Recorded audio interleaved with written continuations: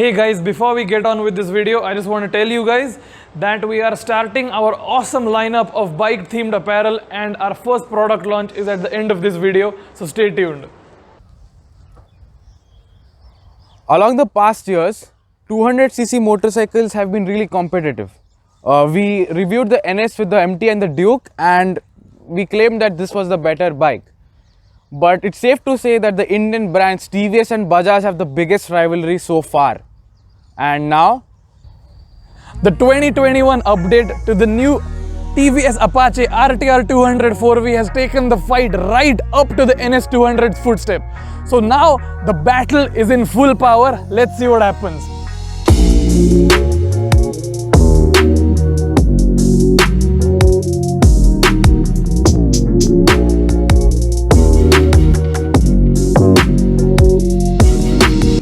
now when did you switch teams?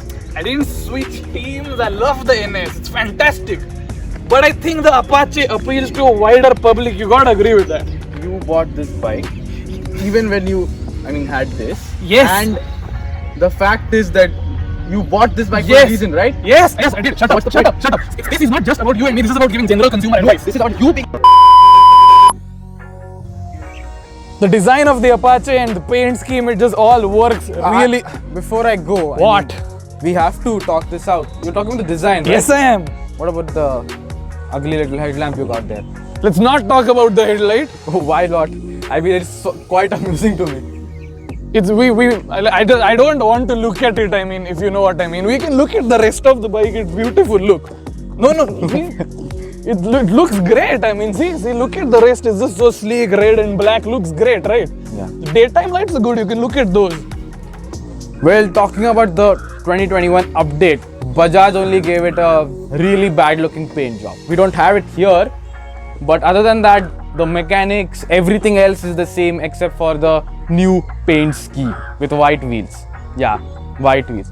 Other than that, I still believe that the analog tachometer looks much better. It feels a lot much better. What are you being talking about? See, he can say all he wants. But in reality, you need features. You can't deny that. It's 2021, an engine and all that. Pulsar has a fantastic engine. But the updates to the Apache, which include riding modes, variable ABS, variable power, adjustable levers, and a Showa suspension, man, do you even get half those things on the Pulsar? Again, I love the bike, but just look at the equipment list on this thing. But I have said this a lot of times, it's about a soulful engine more than a smartphone. The overall package, tachometer. mate, you can't deny the kit that this bike's got. Yeah, I agree, it's a better kit. I would still love maybe a switchable ABS than a variable ABS, but I can't really say anything about their efforts. They're doing really well. They are doing extremely well, yeah. You want to be safe on your bike, the Apache comes with dual channel ABS and you can vary the intrusion as well using the riding modes. What about the NS? It just has a single channel ABS, but the brakes are bigger, so it still has bite, but Yeah. the rear wheel does lock up in a It really does bad lock situation. up. I have actually locked up the rear wheel accidentally a few times. It's not fun, trust me on this. Also, the fit and finish, yeah. the Bajaj is a joke on fit and Bajaj guys, if you're watching, when you put the bike out of the factory, tighten the windshield. Apache way ahead in fit and finish. Definitely. Yeah. Fuel economy. Well, this does 37, 38 we have tested, right? In the I think, city, yeah. It's my daily commuter, so definitely does around 37. What about the fuel economy on this thing? It has got riding mode, so it should do better. It's spectacular. If you put it in urban mode, returns around 40 to 41 in the city. That's like 6 more than the NS. And on a day-to-day basis, that makes a lot of difference. You know that. Yeah, it does, but this is a much more livelier engine. That's why it eats a lot of petrol. But Definitely more fun, you'd agree? yeah, but it's a thirsty bitch. It is a thirsty pitch, yeah, I can agree with that. On the highway, that will return better. It's got 6 gears.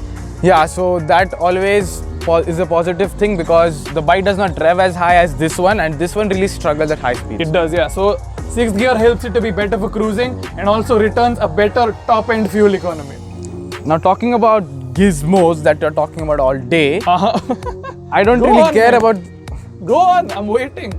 It's good. It's a nice one. What can you see there? There's a gear position indicator missing. What can you see? Oh, I didn't ask you what you cannot see. Most of the Just stuff. shut up, let me continue. Yeah.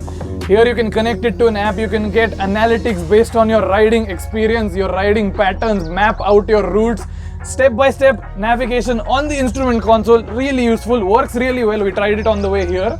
So that's a thumbs up for the Apache. Don't care. Never will. Well, that was all on paper facts. You don't ride bikes on paper. So let's saddle up and get riding.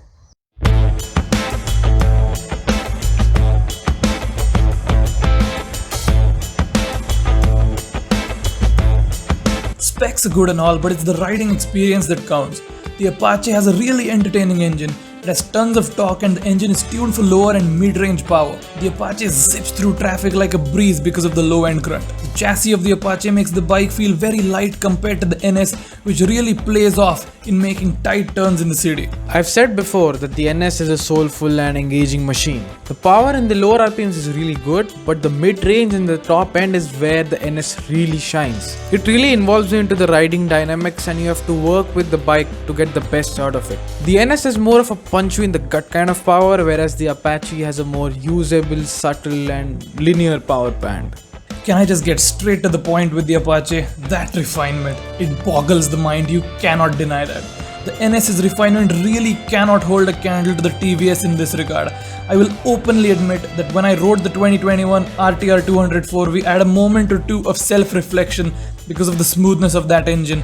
As we switched bikes, I could feel the refinement as soon as I got on the bike and turned it on. No vibrations, no rattling noises, nothing. It's just like sitting on a cloud after coming off the NS. That said, the second guessing really didn't last very long. A few days after we reviewed the RTR, I went for a long ride with my mates on my NS. When you let this machine loose on an open road or show it a couple of twisties, that performance just plasters a huge silly smile across your face.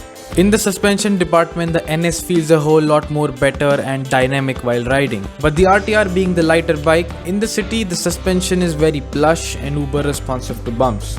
Even though the NS has better riding dynamics, the Apache is the more comfortable bike of the two for every occasion. The Apache's suspension is tuned to take up everything without letting it reach you, which feels disengaging but nonetheless better for daily rideability. On the Apache, everything is packed into one pocket. It rides extremely well, the suspension is perfect for the city, the brakes with dual channel ABS will handle any idiot crossing a path, the handle is really light and turns really accurately. The real master stroke of the Apache comes in the form of slipper clutch though. The clutch is super light and super responsive and it's just a joy to use.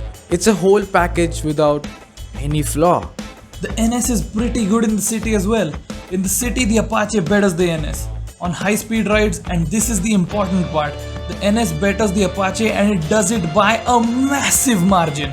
More power, more torque, better handling and a sixth gear, all resulting in higher cruising speed and overall better for longer journeys. But that's when it ends for me. The Apache is an one-purpose machine. It's built to do one and one thing only: tackle and strong arm city roads and traffic. The NS on the other hand has a split personality. It'll be quiet and calm when you want it to be, but it will give you a cheeky smile when you give it a good section of tarmac to scream about.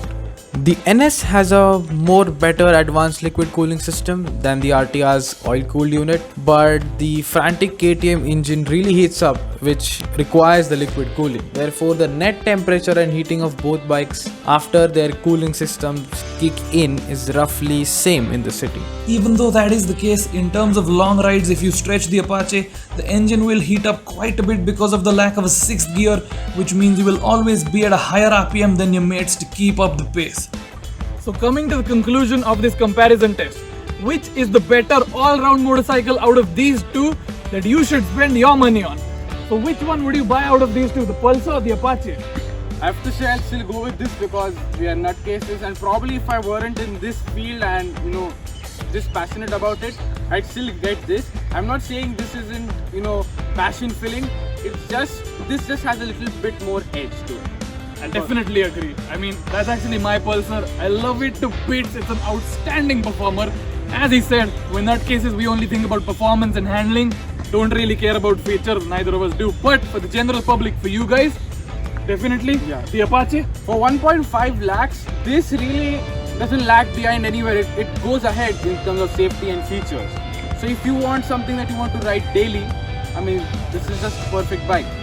So, for a brief conclusion, as an all-round package, the TVS Apache RTR 200 4V takes it. It's the new king of the hill. It definitely is, I would say It's the that. new king of the hill. Yeah. So as promised, here it is. It's the Pulsar NS200 polyester t-shirt designed in-house by us. You can start placing your orders for these from today. The price is 399 rupees plus shipping depending on where you live. We'll be shipping all over India. All orders are non-refundable and will be delivered to your doorstep within 7 to 10 business days. So please check the size chart carefully before placing your order. We hope you enjoy our apparel lineup. And we have more t-shirts and apparel on the way soon.